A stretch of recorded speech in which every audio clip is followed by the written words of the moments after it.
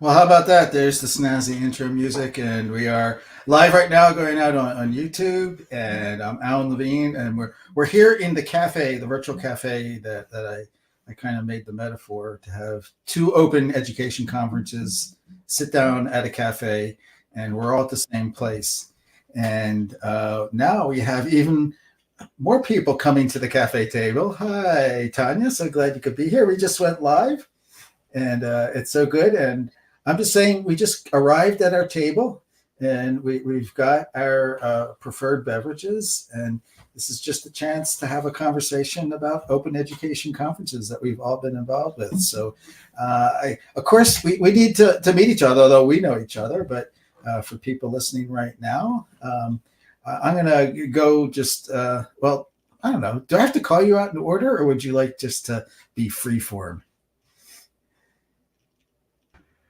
Go in order. All right. I'm going to start my top left. I'm going to call on Tanja Connolly, who is just always comes in with such great enthusiasm. Great to see you tonight. Oh, thank you so much. And thank you for having me. I'm so excited to be here.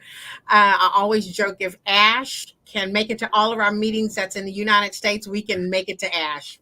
So that's the reason why I'm excited to be here to just to pal around with Ash and to talk about our Open Ed conference that we just had, which was amazing.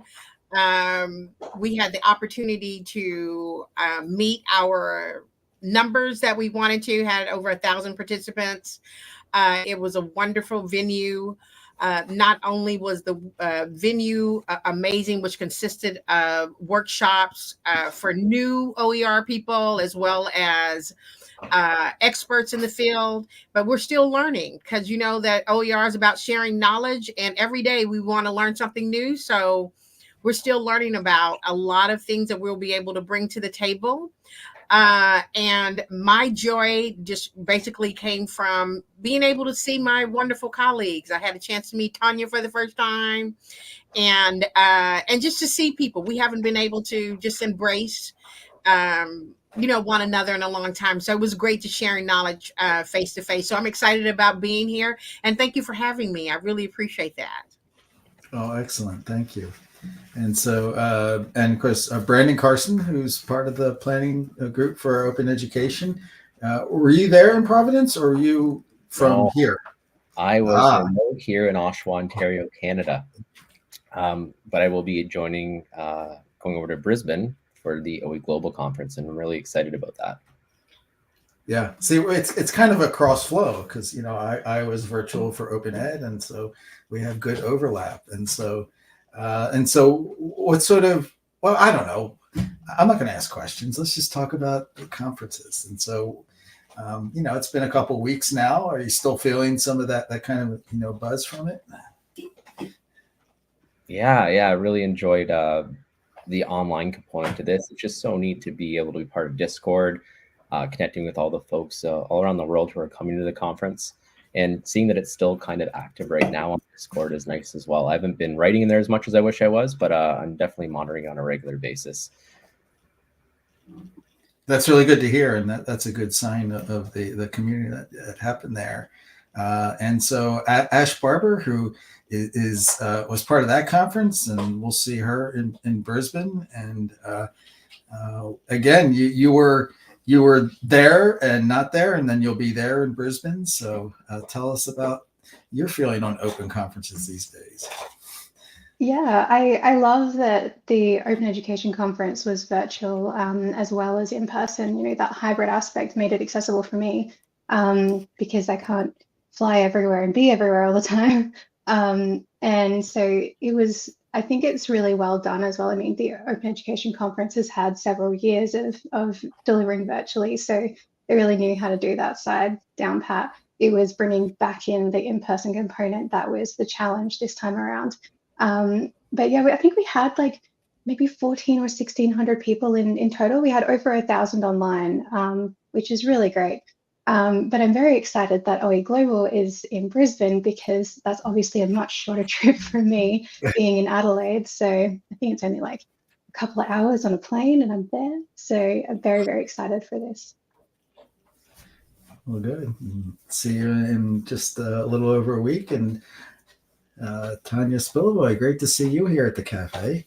Hi, it's great to see everyone. In terms of conferences, I really think that the first time I attended an open education conference was really my first invitation and introduction to the community.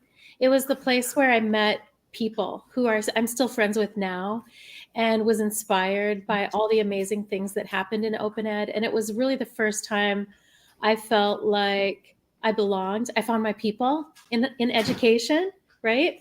And so to invite newcomers and people from around the globe, from different regions and different disciplines, and brand new faculty members and people who never thought that they would go open, but here they are. That is like a full circle for me, because it's a way to give back. And frankly, doing a conference is a heck of a lot of work. We were a working board, not just we weren't the kind of board that expected fizzy drinks delivered. We were the ones delivering.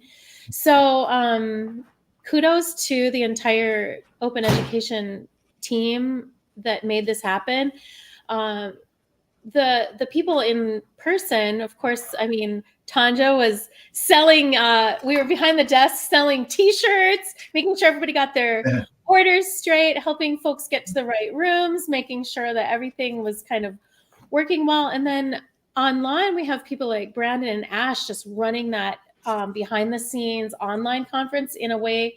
This was really two conferences happening simultaneously. And we have to give a huge shout out to the team at Spark, Haley, and Nicole Allen and Aisha and all the rest of the team, who really made sure that this went well behind the scenes. So it was a concerted effort, and we're just so pleased that so many people got to attend and be part of this community. Yeah, and I'm quite impressed. I think we're looking at around 200 coming to Brisbane. We heard a lot of people who had great plans to go, and it's apparently, with so many things going on at institutions, it's a big stretch. But we're seeing really good regional representation, which is the purpose of having the conferences in these different locations. And so, we're not really quite doing the sort of like double online conference. And so, I've been trying just, through some different efforts like these streams and some other things in our Connect community, where we try to think about like, okay, it's not necessarily a conference experience, but what ways are there that you can participate that don't really, we're not registering people or anything like that. We're not selling them a second conference experience. But I have to say, like, with seeing, the way that your conference went off, my hat's off. And now I find myself a little bit envious of how much you were able to offer for that online experience. It was really rich, and I can say that. One of the things that I am trying to play out is we're doing it right now. And again, I just had this wacky idea of I really was involved a couple of years ago in some projects that ran an internet radio station, which sounds kind of weird, but basically we have something set up where there's always something playing.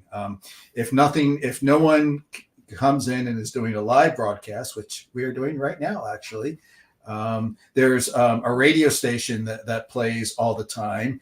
And then what I've been doing for this conference is putting a program schedule. And so I have blocks of time where I have some of the audio from the presentations at your conference that just happened, and some from OE Global conferences, and some other content. And the idea is just to have something, and then when we get to Brisbane, we're going to be able to set up and hopefully do some live streams from the conference as well, have stuff archived for people to come back later. So it's not necessarily, be there through the radio, but the idea of radio and audio being something that people can casually do when they're doing something else, and that's always been interesting affordance that the sound does. So some of the things is just being able to bring you the stuff in between the sessions. So, the hallway conversations and the things that happen when people have a chance to have those informal conversations, which, again, was something, some of my favorite sessions were those open discussions, and they worked really well at Providence /hybrid Discord. So again, those are very well organized, and I think the more we try these different things, the better we can figure out ways to make it possible. Because this travel barrier is always been there, and it always will be there, and we definitely have to do more to extend these experiences. Absolutely. I think what you're doing creates it addresses a couple of really interesting things, losing Twitter or X or whatever we're calling it. That was kind of the informal space that our community could gather. And with the loss of that, we're all kind of separated onto all different kinds of platforms. And, are we Blue Sky? Are we Mastodon? Where are we? Are we LinkedIn? But we're not all in one spot. And so having these spaces for these informal conversations is really important. But also, I think having that kind of idea of always on, you can tune in whenever you like. So you can tune in whenever you need your fix of open ed discussion to re-energize yourself. If we can keep surrounding ourselves with open ed discussion all the time, then hopefully that will continue to influence the general culture in education to see open as more of a norm. And I'm glad you mentioned, Ash, that, that's a lot of us have been struggling to figure out is that, and I've given in, like, I'm not going to be in every place, and I actually don't want to be in every place. And some people try, and I salute them for that. And I'm okay. I think, I don't feel like I have to listen to everything. And, my strategy has usually been like, at least be in the place that you choose, that you're surrounded by other people who do some of that crossing. But I think it's not going to be like, it was easy and it was fun and it worked well. But that's gone. And so I think in some ways it's almost interesting because we have a lot of maybe smaller sub networks. And so the whole trick is doing the things that enable you to, expand those connections. And, that's why, I'm looking at the conference registration and I feel like I hardly know anybody. And that's really good because that gives me, a chance to meet people. And I'm a real introvert. That really drains me, but I enjoy doing that. And,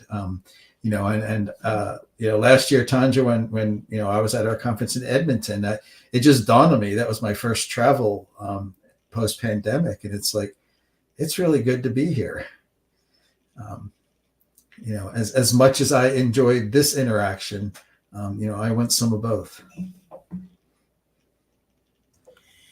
I think that we can all agree that these conferences really, the organization is really the key. So I want to put a little plug in for the board of directors, the Open Ed 25 we'll be looking for board of directors. We are accepting applications until November the 3rd. So if you want to be a part of this wonderful conference that we have here in the States, please submit your name and your application. You can complete all of it online, and that can be found at the Open Ed Conference website. And again, we're accepting applications until November the 3rd.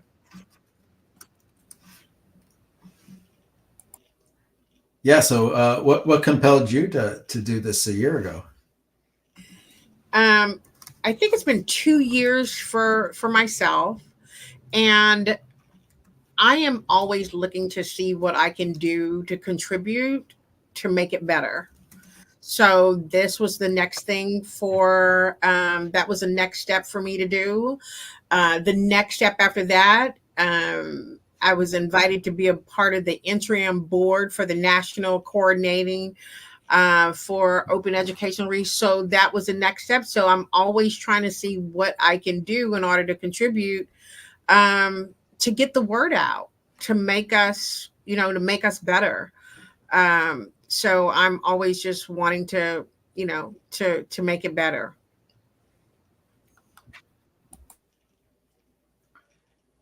Did you have a lot of first-time people at the Open Education Conference? Was that something that you noticed in the participation? Yes. Tanya? I have a good story about that. When I was starting a statewide open education program, my goal really was to make a better future for my kids and my neighbors' kids and everybody's kids. I didn't know how far it would go or if it would ever work, but that was the dream because my kids were little, like 9 and 4 at the time. And now my son just started college, and his college instructor, his English professor, was at the Open Ed conference and is using OER in his classes. And he's one of the few, but it was really a dream come true to see that the work that I had started in my state was actually making an impact on my child. That makes it really fun, and also all the other students in that class as well. But to have a first time, that was his first time at an open education conference, and he really enjoyed it. He wrote a letter and said, "Thank you. It was really interesting. The people were nice." I mean, I think we've got a new generation of faculty and leaders that will carry this work forward. And I mean, it's good to have respected, established people like Dr. Connerly, who's written an OpenStax textbook and who's deeply involved in the work, and also new people to bring new ideas, new energy, new excitement, and really decide what will be in the future. I mean, there's got to be more to this story than what we've already done. So we're looking forward to the new timer and, the first timers carrying us into the next round of whatever open education will be.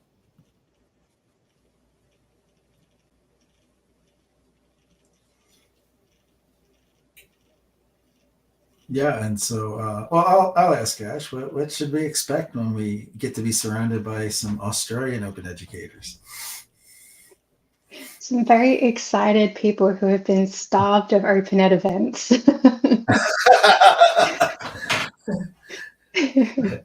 Yeah, no, I think it's a big deal for our region to have the OE Global Conference here. It is our first really big open ed thing.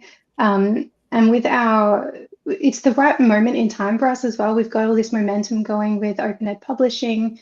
We've had, I think, like nearly 50 texts now published through the OER Collective, plus so tens of, maybe even hundreds others through all of the other institutions who have their own Pressbooks accounts or other ways of publishing open ed material. And so we've moved out of that nascent phase of open ed and into the awkward teenager phase. And things like this conference coming to town will help to move us into the more mature phase. It will be something that institutions can leverage to get some more leadership support for open ed. So I think, you're going to have a lot of excited people here. Yeah, and excellent. And I know we've got a good number of people coming from Taiwan and Singapore, and so it is a regional event as well. And so that brings another element to this event. Again, we're very aware of the fact, and especially, I mean, as you know, in this planning process, I mean, just what it takes to coordinate and do things, but to sort of like the unfairness of so many things being on North American schedules. And I'm definitely committed to trying to do as much as possible against that. I mean, today is a great example. Having this webinar at, it was 10:30 a.m. for me in Adelaide, and a couple hours before this, we had a Pressbooks webinar. That's suited to the Australasian kind of time zones. So it's definitely a great day for Open Ed in my region. Yeah, and so how are things looking? Are the wheels in motion for 2025? Yes, absolutely. As Brandon said, in the Discord, even people are already talking about, attendees are talking about, collaborating together on a session that they're going to present, and we haven't even announced the call for proposals or anything yet. So I think the wheels are in motion from both the presenters and participants and the board. Do you want to say where it is, Ash? It's going to be in Denver. Is it the Mile High City? Is that what it's called? Yeah. I must admit I don't know much about Denver, but I'm very excited to find out more. And it's going to be at Halloween, so that's fun for an Australian to experience an American Halloween. I'm just making sure that we get your election link in the chat, Tanja. Thanks for putting it in there. And yep, there it goes, and it went out on the chat. So definitely for people who want to have the fun and energy that this group did, we certainly hope you look at that.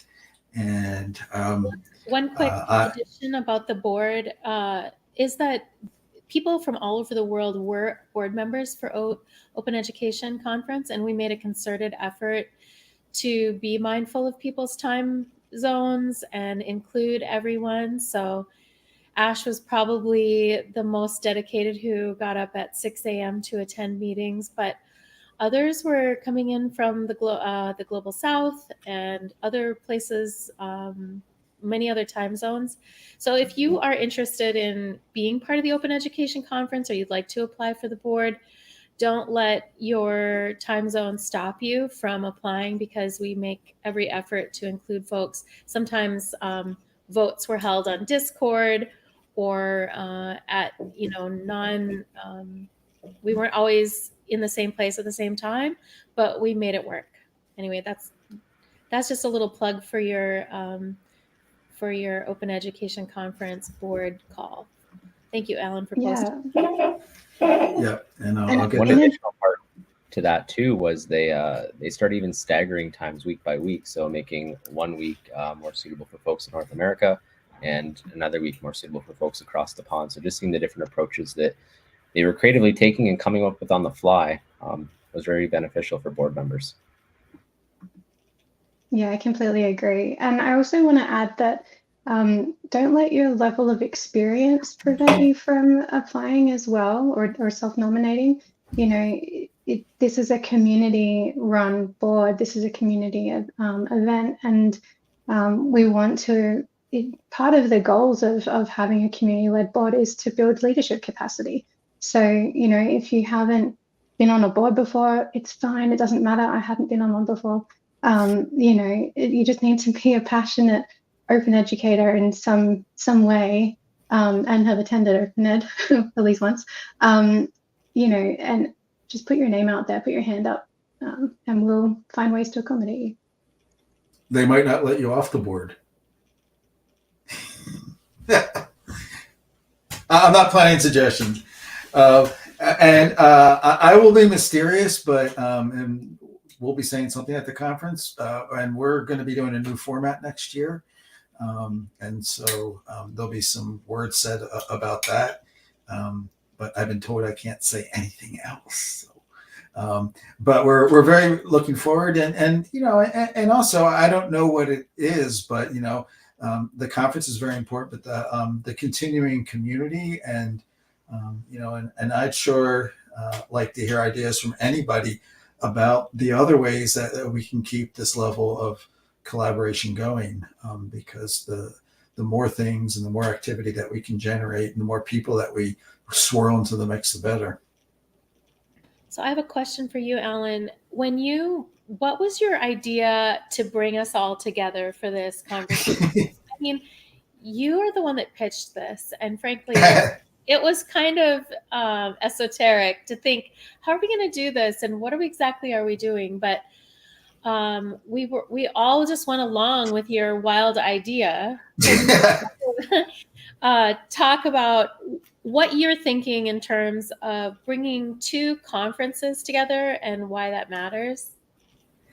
I mean, first of all, I mean, we're in the same scope of interest, and we have, overlapping participation. And so, and it's not competitive. I mean, I think the more open education opportunities that can be had and can be made, and there's regional things going on, and there's ones going on in different countries. There's a lot of activity in Europe, and it just seemed to me that our conferences were a couple weeks apart, and it's just kind of interesting that we keep these conversations going. I didn't have a plan. I kind of thought if we just get together, and I'm not really good at running organized meetings, so you don't want me on the organizing front of things. But I just think there's something to be said to getting people together and just having the open conversations and trying to think about what are some other things that we can do, because we're the same community, and I think there's some power in a larger group of actions and activity. And so, as a quote unquote, I think I was just asked to be on I was at on a panel at the Texas OER conference, and they want me to give you work for Open Education Global, so you can tell us what's going on around the world. And it's like, well, yeah, I mean, but the world is quite big, and there's so much happening, and we have global in our name, but we don't have everybody, and we're not tapped into everything. And so I just think the more, connective waves we can put out there, and let people at least get introduced or meet or come across or stumble into each other through various, maybe small scale interactions. That's what we can do. So, we have a comment coming in for Tammy Francis.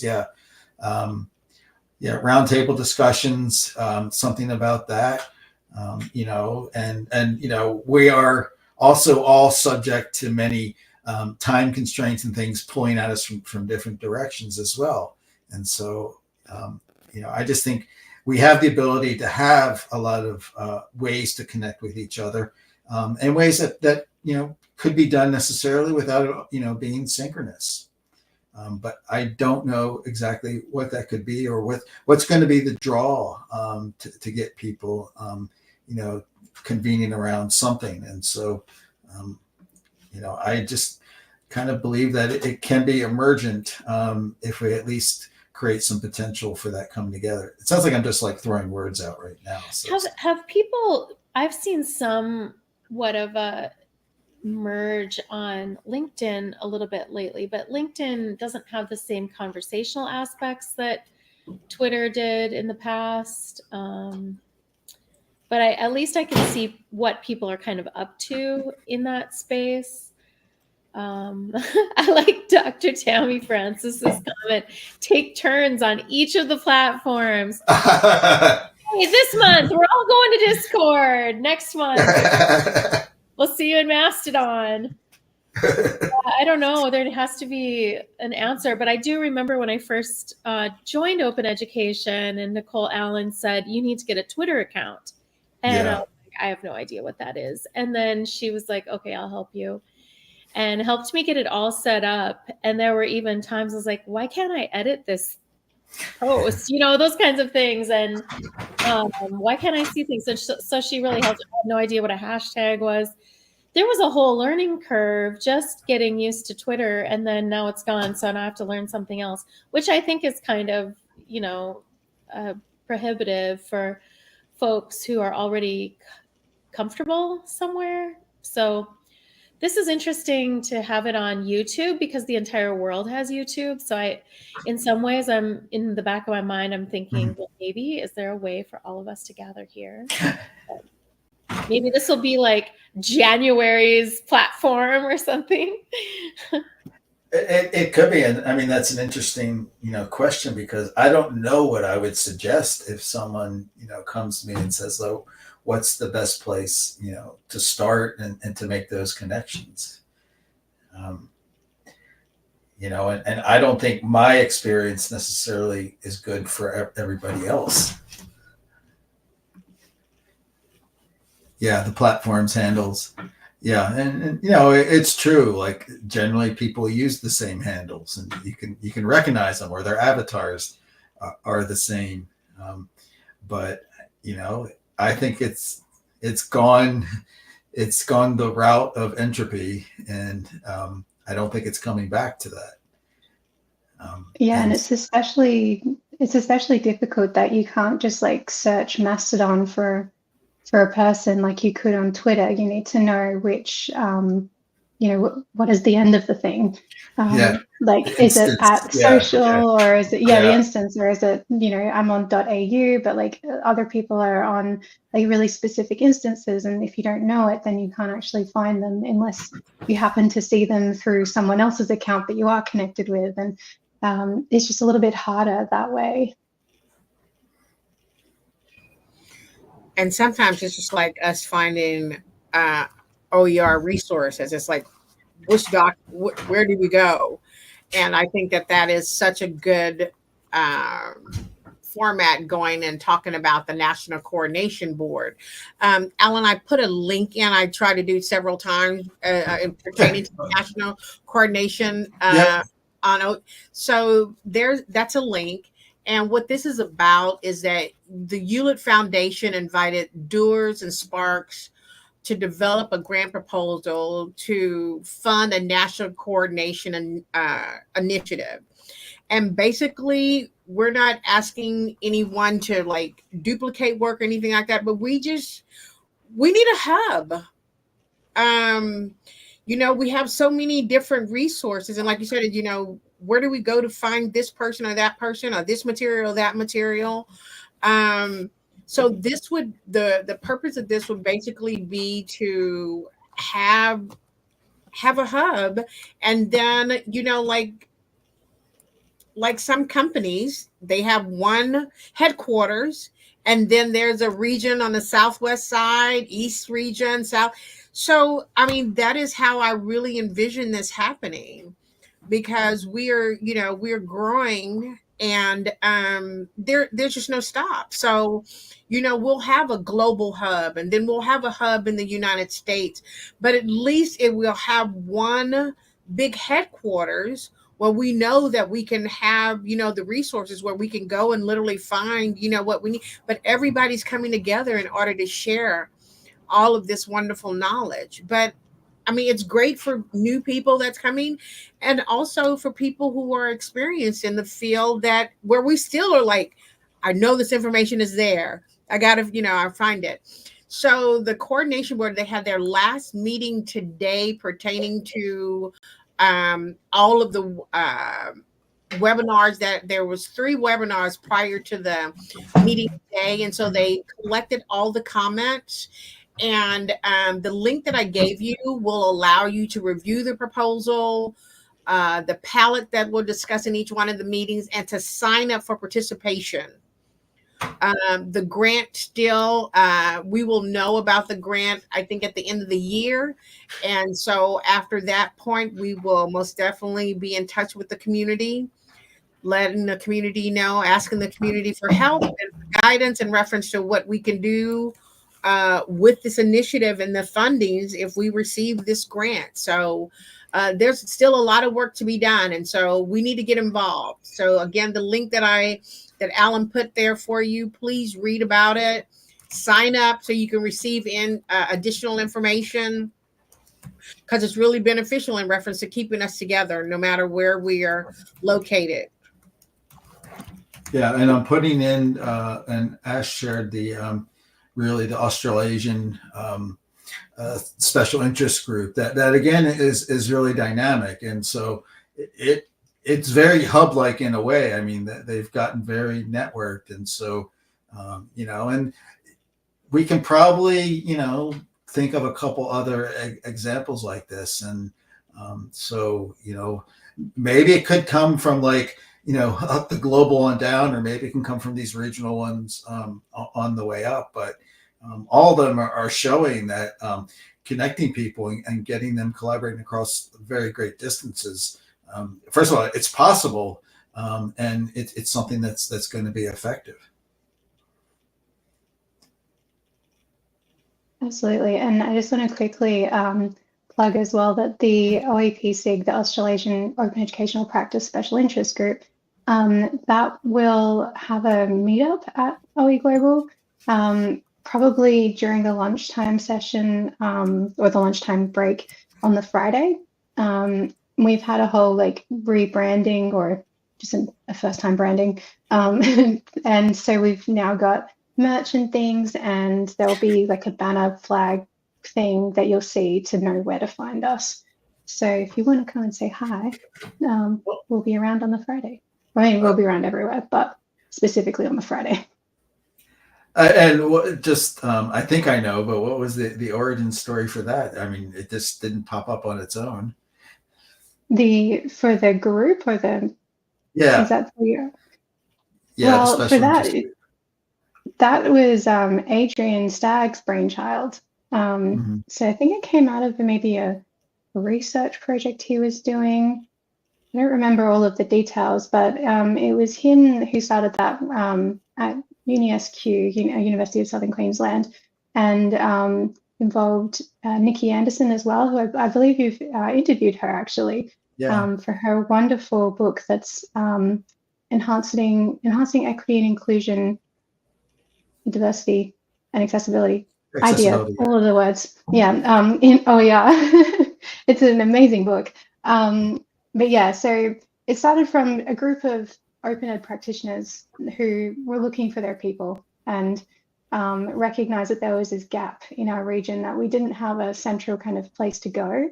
And especially if you didn't have an institutional program for OER or any sort of formal support for that you needed somewhere really informal that you didn't have to pay to be involved, and you didn't have to commit to doing anything. You could just rock up when you feel like it. And it's really grown from there. We've got over 200 people now in this group, and that's how I got into Open Ed, was joining that group. And it's just a wonderful place to learn from each other and collaborate on projects, spark new ideas, and just really get this movement going in our region. I'd almost say, like, we sort of have this problem. There's so many spaces to go to, and there's a lot of people involved, and we don't know how to get in touch with them. But it's an interesting problem to have, that we've got a larger number of people who are interested in trying to be part of open education, and it's not, it's not a niche thing where you would know, like a small club. It's expanded greatly. And that's quite a success story, to have this problem of having so many things going on that we have to figure out a way to try to organize or do these connections. So I see some positive in this situation. Yeah, absolutely. And I think part of, how do we help people who are new to open kind of get more involved? And I think that's just through those of us who do have all of these networks now, raising up the people who are newer and spotlighting their work and putting them in front of the people who are going to help them continue that great work. And that is through things like the conference, ensuring that they have the spotlight, and maybe you attend their session, and then you I was going to say tweet, you LinkedIn post about it or whatever. You keep spotlighting and sharing to raise each other up. My colleague at UniSA, Sarah McQuillan, she and I are delivering a session at OE Global that is kind of about this, about sharing in the open ecosystem, where we're spotlighting some of the resources and people who really helped us to